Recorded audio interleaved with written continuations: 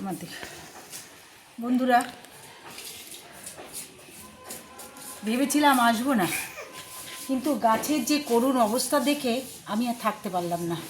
ওই জন্য আবার উপরে আসতে বাধ্য হলাম।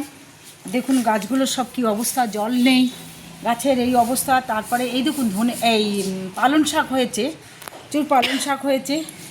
ওই জন্য বলছি, যে যাকে ভালোবাসে তার থেকে সে কিছুতেই মুখ ঘোরাতে পারে না, যতই অত্যাচার হোক তার প্রতি।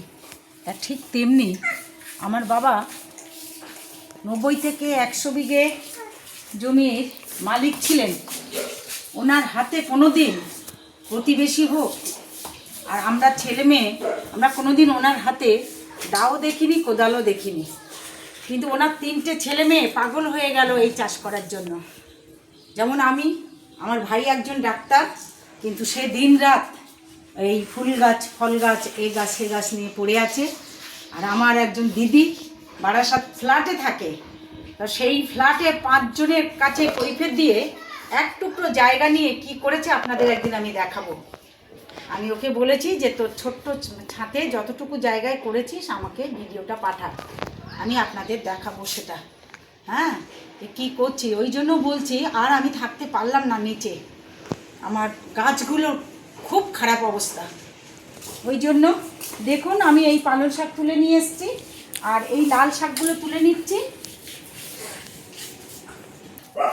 এই দেখুন আলু গাছ দিয়েছিলাম, আলু গাছের মধ্যে আমি লাল শাক দিয়েছিলাম।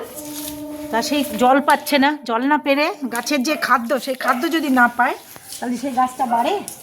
এই দেখুন এই আলু গাছে, এই বস্তার মধ্যে আমি আলু গাছের সঙ্গে লাল শাক দিয়েছি। আমি যদি আরেকটু কদিন আগে আসতাম তা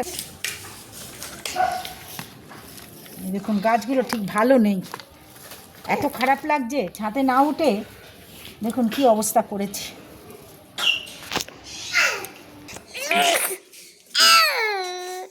এই দেখুন, এই যে কতটা তুললাম, সিম তুললাম, বেগুন গাছ অনেক মারা গেছে।